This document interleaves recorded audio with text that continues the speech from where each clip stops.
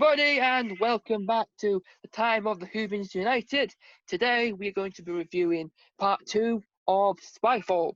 Today, like last week, we're going to be joined by me, Corey, Farren and George, but today we've also got a special guest. So, in the style of Paddy McGuinness from Taking Me Out, mystery guest, reveal yourself. The Confused Adipose. Would you like to just give a little explanation of who you are, just very short? Yeah, so basically I'm just a random guy who makes Doctor Who videos and weird little fan films. And that probably sums me up as best as I can do. Perfect, Awesome. Absolutely perfect. well put. So I think it's probably about time we got straight into our little review / discussion. So the first thing we're going to do is talk about our initial thoughts. So we're all going to go around and explain our own initial thoughts. So I'll start. I'm not too sure what to say really, because I thought it was good. You know, I enjoyed it definitely. I thought it was good. But for me, it's just the fact that they built up the threat from the start, and then it was getting really good. The threat was building. Something was really bad was going to happen, and then 13 jumped out of nowhere and went, "Ha! It's gone. Goodbye. No more threat." I was like, I was actually enjoying the build-up of the threat, and she cut it off before it even got to the good bit. So I did enjoy it. It just felt a little bit anticlimactic at the end, to be honest. The ending, though, the whole ending scenes, I found really enjoyable, which I'll talk about a little later. So, Joe, what did you think? Yeah, well, I'm slightly mixed and confused about the whole episode. I mean, that's appropriate. You are the confused adipose. Yeah, true. Good point. Yeah. I don't think it's as good as last week, but it's better than most of Series 11. I'll give it that. And the ending twist, I really, really don't know how I feel. Like, I've got really conflicting opinions on how I feel about the overall. Yeah, I'm really mixed. I did like quite a bit of it, but then, yeah. All right, Farren, surprises. Okay. I quite enjoyed it. I know this is very surprising considering what my opinions were of part 1. It's not perfect. Definitely not perfect. I still have problems with, some minor problems with Chibnall's writing in this episode. Like, that whole ending felt... I mean, whilst it was really, really good, I did feel it was a bit tacked on. And like you said, Corey, I do feel like it was a bit anticlimactic. Like, she just immediately stopped the threat when it was only just, like, the rising action. But yeah, I quite enjoyed it. I mean, even I'm surprised that I enjoyed it. Yeah, I think much better than last week, in my opinion. So, yeah. Yeah, if you didn't see last week's review, guys, go and watch that now, because you'll see that Farren's opinion has differed greatly on a massive scale. Go and watch that now, and you'll understand how much it's changed. So yeah, George, what was your initial thoughts? This is also funny because Farren hated it last week, and now he likes it, and now it's kind of reverse, Una reverse. Reverse. I like it. I disliked it in places. I definitely adored the final scenes, and when they talked about Gallifrey, I love all that stuff. Obviously, I want to talk about that in a bit, but I feel like it was a crap version of Salad Drums. Like, there were reference there. I also felt like it was a crap version of that Black Mirror episode where they all had their phones. Yeah. And I really dislike. There were moments I just don't like 13. I now understand why people think she's annoying. I just like, please. Yeah. Okay. So that moves us nicely on to the next part. So characters and villains. So yeah, I'll start. I want to highlight. I liked how we've seen a bit more responsibility, quite a lot more responsibility on Ryan. Ryan taking a bit more control of the situation, coming up with the ideas, and being practical in the solutions. Obviously, he stumbled on the plane thing, which was obviously planned for him. But he definitely felt more confident and stepped up in the role because the Doctor was gone. Same for Graham as well. Graham obviously took charge and took his role a lot more with no Doctor. Yaz was there. Yes, Yaz was there. She did do bits. I did kind of feel she kind of took a bit of a backseat. Still a bit of a cardboard cutout. Potentially, yeah. 13, I'll agree, cringy at times. Yeah, some of the lines are a bit. She she's a bit like 10 at times, where 10 will say something and can contradict himself. She'll say something and go, got to stop doing that sort of thing. Like, that can be a bit cringy. The Master, we were just saying before this this review, it's a bit like a child. She screams quite a lot. I enjoy Sacha Dhawan. His name's actually Dhawan, not Darwin. Dhawan. I like his version of the Master, but at times they just scream and lash out a bit too much. It's a bit wild. But yeah, I think Master so far from Sacha is pretty good. But I liked how he's mysterious. We still don't know exactly who he is. He's given us little bits of information, but we don't quite know where he is in the timeline or what he's done. Because he said he was responsible for the ending thing, which we'll talk about later. But when in his timeline is that? We have no idea. So, Joe, what do you think? What's your thoughts on the characters and the villain? Almost indifferent to you, really. I'd say the Master I actually love, and I really like the way that he parallels Jodie Whittaker's Doctor, because as you pointed out, they are both very much like excited children. Yes, they are. Yeah, I think that's a really good point, actually. I didn't think of it like that. Yeah. He wouldn't really work with any other Doctor. Like, I don't know how you guys feel on that, but I feel like he's perfect for Jodie's Doctor, who I'm still not the biggest fan of. Like, she's okay, and I think she's improving on Series 11, but still not as good as she could be. And yeah, the companions, I think, took quite a backseat. They didn't do too much in the episode, which I thought's a shame. Lenny Henry's character, like, this might be controversial, but I really didn't like him in this episode. I thought he was quite one-dimensional and bland, whereas last episode I really enjoyed him. But yeah, I don't know. That's my take on the characters. Yeah, I thought it was kind of shocking that he killed his mum. Like, where'd that come from? Yeah. Out of nowhere. And I was like, okay, we understand you've got some issues, but yeah, like, you've got some issues, is putting it lightly. Yeah, just a little bit. Yeah, it's fine. All right, so Farren. Okay, so obviously 13. I'm just gonna start with her. I didn't like her Doctor. When Series 11 finished, I was like, no, just no. And it's so much so that I bought her action figure, and I was sort of in denial, and I put it next to all of them, and I was ranting about Series 11 to somebody, and I got so angry that I flicked her over. And there's like dust gathered on her. It's really okay. I'm gonna put her back up though, because I think she definitely has got better. But I definitely would, like you said, they're both kind of like excited children, and definitely I wouldn't be able to see Sacha's Master with any other Doctor. Maybe the 8th Doctor, he would have been contrasting to him like really well. I don't know. But companions.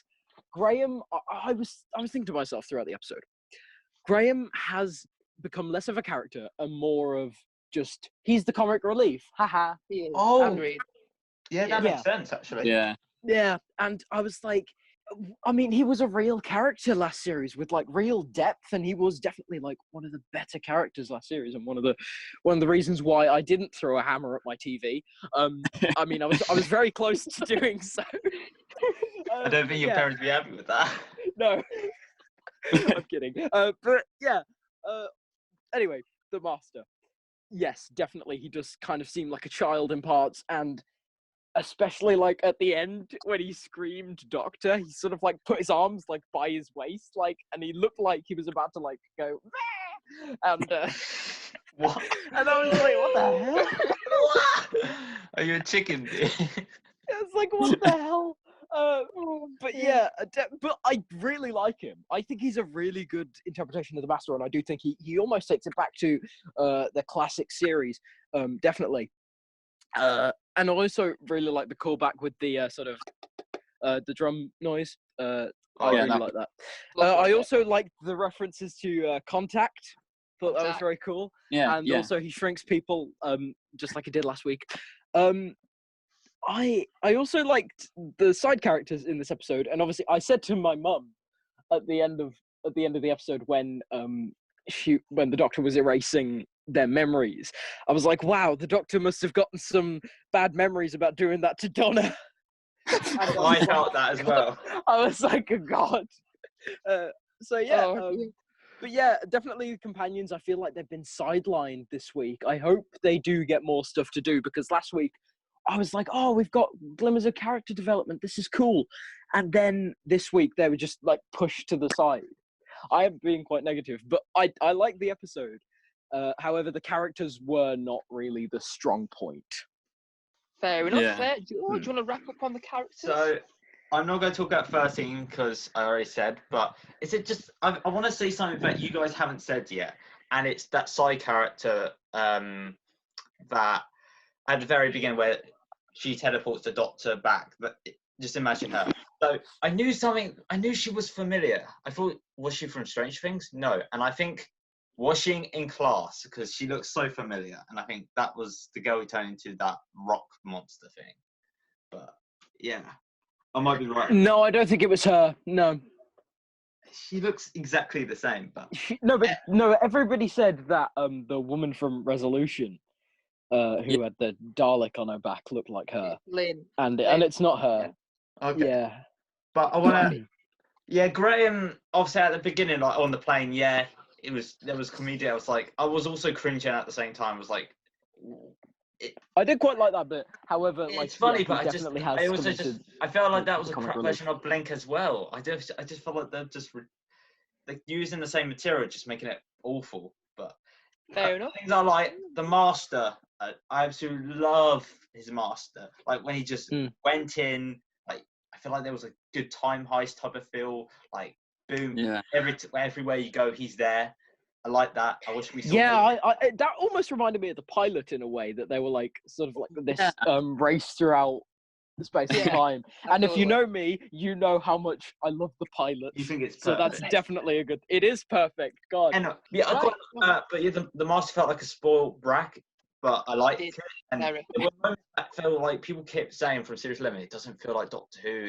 It feels like a drama series. But this feels more like Doctor Who to me. It feels like little references, like the Time Lords, what happened with the Pocket Universe and stuff. But yeah, I think it was great. And I love how Chibnall said like that Series 11 was going to be totally disconnected and it's perfect for beginners, and now this series is like, we're bringing back the Master, we're bringing back plot points from the Moffat era. You're all going to be confused. Screw you. The only thing that I knew, this is my last thing, I thought that I knew they weren't going to comment on the regeneration from missing stuff. But I still think it would make sense from John Sims to thingy, like the new Master. I reckon they might bring it back later on in the series. I think that the Master's not quite done yet. So that will bring us on to the next bit, so the random section. So just going to talk about anything else we've not really spoken about that we want to make points of. So for me, I'm going to start off with, I first want to highlight the ending, to be honest, because we've not seen Gallifrey in a while, and now they're bringing Gallifrey back. That shows that Gallifrey is pretty significant, because the Master just said he's destroyed it. So how? Like that was my first question. Exactly. I was like, how the hell? What? How? We've gone from the Doctor did it, the Doctor forgot they did it. Now it's the Master did it. Now is it? Are they saying has the original Time War, has that changed? Did he just destroy it in the Time War, or is this the Master coming back after the Time War and destroying it? Oh no, he said he mentioned the Pocket Universe, so this is definitely after the Time War. Yeah, okay, that's but is this before Heaven Sent? Because obviously Heaven Sent takes place like 4 billion years into the future, apparently. Possibly, but I'm sure. I really hope we'll find out more later on in the series. I'm pretty sure they can't just leave it here. We need to know which Master this is and where it fits, and how the hell did he destroy, and why would he do it exactly? What was the real motive for that? And then the Timeless Child, we were always saying, oh, is the Timeless Child a throwaway line? And they brought it back, and it means something important. So perhaps the Timeless Child is the thing the Doctor is running away from. So the ending scene, I think it is the Doctor.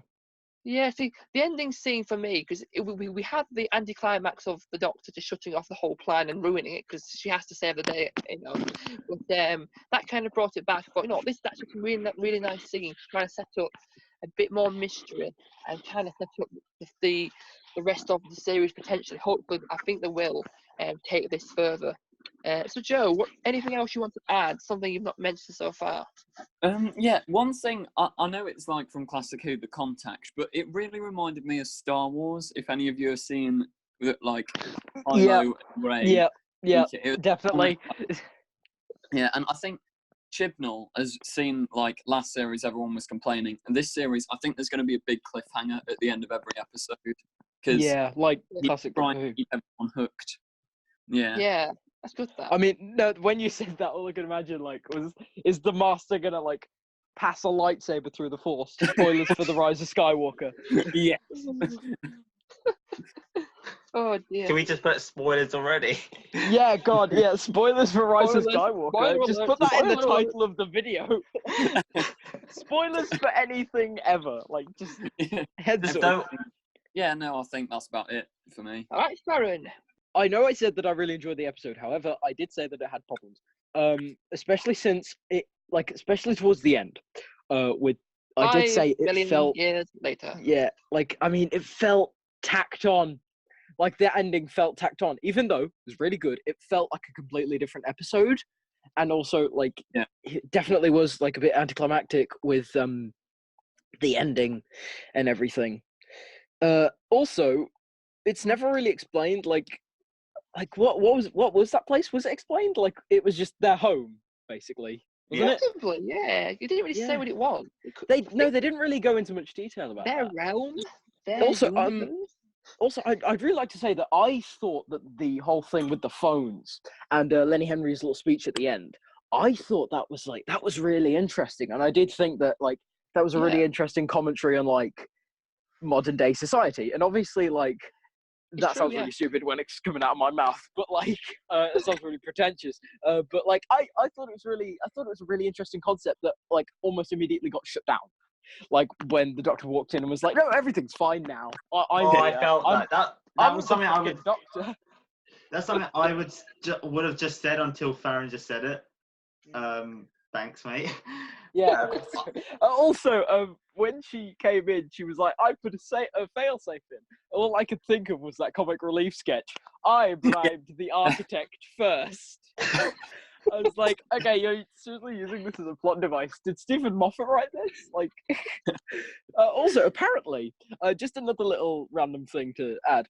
I only found out before, like, literally 10 minutes before the episode aired, that they've got a new composer for this series. Sega Nakanola, apparently, he's gone. Which is... That's probably why you didn't like the music last week. Yeah, no, that's what like, Sega Nakanola's just left. Which is really weird. Yeah, actually. I didn't know. I think so. Yeah. I even looked at the credits. It's a different person, I think. That's completely news to me. I know. Yeah, it's weird. I only just found that out like 10 minutes before the episode aired. Yeah. Right. But, like, they kept his theme and they kept his motifs for the 13th Doctor, which is really weird. Absolutely. Yeah. Yeah, and I know I said last week, I was like, what was going on with Sagan Nakanola's music? Because obviously I still thought he was the composer, so I'd just like to apologise, Sagan, if you're watching. You're not. But yeah. Like, I mean, like, that's why the music last week was so awful. And I do think that, I mean, not towards the end of the episode, towards the end of part 1 with the Master reveal, I thought that was pretty good. But, like, some music in the episode felt a bit weird. But yeah, also, like, the stuff with Ryan finding out how to, like, fly a plane or whatever, and that, like, how did the Doctor know where to put the signs? Because he didn't. Yeah. He didn't tell her. No, not at all. Yeah, like, maybe it's just like, God. I still think that, like, Chris Chibnall ripped off Stephen Moffat's comic relief sketch. I bribed the architect first. Oh God. Yeah. Oh dear. That'd be me, kind of. All right, so George. Again, any more to add? So obviously I can't because but I feel like I like Lenny Henry. I totally forgot to talk about him in our thing, but obviously you know it was his mum. You know he so what I got from it, he did all this success just to make his mum well done, just all that. So you know where he's coming from. You know that's a bit of a weak motive. Can I just say, yeah. yeah. But I love his speech, but I feel like it had such a good idea. If they did a part 3, I mean, I'd be totally down. But I feel like you just like press the button, you're done. Okay, that was interesting, and then you screwed it up. But again, there's nothing much I want to add other than the design to the visual effects on Gallifrey. Well done. Well done. Yeah, and, definitely. but I also I really want to. When we were just talking, hearing you all talk, I was like thinking there is so many Easter eggs that I just like seeing that. I thought Death in Heaven, where the Doctor travels to Gallifrey. I thought you're going to do the same thing. Donna, as you said, sound of drums, Blink. I feel like I know he didn't probably, Christian just didn't know, but that's where I'm coming from. I really want someone to do an Easter egg video because that would be so cool. But there's a lot when you think about it. Yeah. Next section. So the next section is completely new. We came up with this last week, so hopefully I can really well coordinate this. So we're going to announce it at the same time. So on 3. So 3, 2, 1. It's time for the Cringe of the Week. Hey! Hopefully that count came out really well, but Cringe of the Week. We're all going to give a moment or moments that we thought was pretty cringy, because last week the snap was pretty important. We thought that was very, very cringy, so we come up with the idea of, especially in my opinion, Cringe of the Week. So, snap! Oh God! I'll start. I actually wrote down 3. I wrote down 3 things. So the first one was teleporting into someone's liver. Not doing that again. I like that line. I thought it was quite funny. Like, it is, but it's a bit cringy. When have you ever teleported inside someone's liver? I don't know. She's the Doctor. She does. I know, correct. Anyway, number 2, apparating man, no apparating woman. Oh yeah. Oh yeah, I forgot about that. I always get that wrong. But I think my number 1 has got to be Graham and his laser shoes. Oh, okay, you ruined it, Corey. You ruined it. That was my number 1. Sit down. Get on the floor of oh my God. Otherwise I will kill you with these laser shoes. Oh, it was so cringe. Do we need to continue our list now? It felt like Austin Powers, God. Give this guy a spin-off. Yeah, Graham and his laser shoes coming 2021. Go to Wakanda. Give this man. Yeah, get this man some laser shoes. Oh dear. So Joe, do you have any other cringy moments apart from Graham and his laser shoes? That was the big one for me. It was just. I've got a different one, if it helps. Yeah, I haven't got any more. Farren. I've got a different one. It was just, I know I spoke about it earlier, but it was a little thing. That it's very minor, but it was just at the end where, like, I did speak about this earlier, but it was just at the end when the Master was like, "Doctor!" and he had his arms by his side. He looked like a bloody penguin. He was like, "Ah!" Yeah. No offense to what's his name? Sacha Dhawan. He's a great actor. Honestly, he's bloody phenomenal in this episode, and he was phenomenal last week. He's brilliant, and he's fantastic in an adventure in space and time. But just that bit at the end. I mean, maybe I don't know. I don't know what happened there. Finally, George, any other moments? I'm going to say this, but that was number 1, but I also feel like when Ryan broke the phone, like, you don't need, just turn it off. Okay. Yeah, but okay. No, he did actually need to break the phone, to be fair. So I think altogether, episode 1, Snap, and I think episode 2, just Graham. People, please write memes. Snap. Yeah, I think Graham in general, Graham in the plane, you know, and the laser shoes, not reading the manual. I can't ride a bike, but I can learn how to. I like that line. I thought that was funny. I was like, yeah, that's good. Well, it is reminding us of his distraction, because last series it kind of brought us a little bit, and then we forgot about it. But yeah. Anyway, the final section, the most important section, which is literally plastered on all our thumbnails. Yeah. So did it fail? Did it fail? We said, I think overall we said that part 1 did not fail. It succeeded. I don't think I did. I think still it's not failed. No, it's passed. Not as good as the first part. I think I enjoyed the first part a lot more. But part 2, no, itself, it did not fail. Now, Spyfall as a whole, yeah, Spyfall for me did not fail. Overall, a really good start to Series 12. Definitely better than with the majority of Series 11, if not the whole of Series 11. So for me, the answer is no, it did not fail. Joe, what would you say? Fail or no fail? That is the question. Yeah, I'm going to say it did not fail, but came close to it. Because the episode was very, very good, and this one sort of is overshadowed by part 1, but it's definitely, for me, an improvement on Series 11. So, yeah, I'm going to say it did not fail, it passed. Farren, fail or no fail? Spyfall Part 2. Spyfall Part 2, I don't think it failed, but Spyfall Part 1, I think it did fail. I really didn't like it last week. I do think that Chibnall, I did think that it was like marginally better than the majority of Series 11, but I do think that this week's episode was a lot better than the majority of Series 11. I think they were able to recapture that sense of adventure that I do feel that Doctor Who needs to have. I did think that last week was a bit slow and it was a bit slow to start with, and then when it did get going, it was incredibly cringy, and I hated that motorbike chase.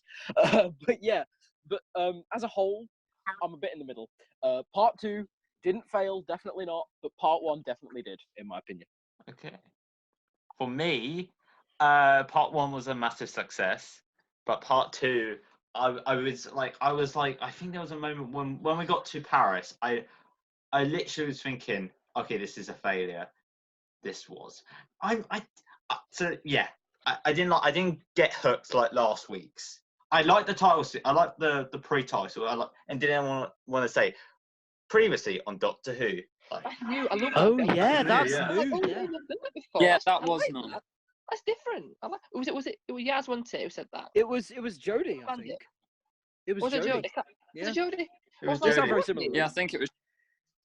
Okay, well, I was like, oh, that's new. I like that. That's different. But yeah, I thought it was.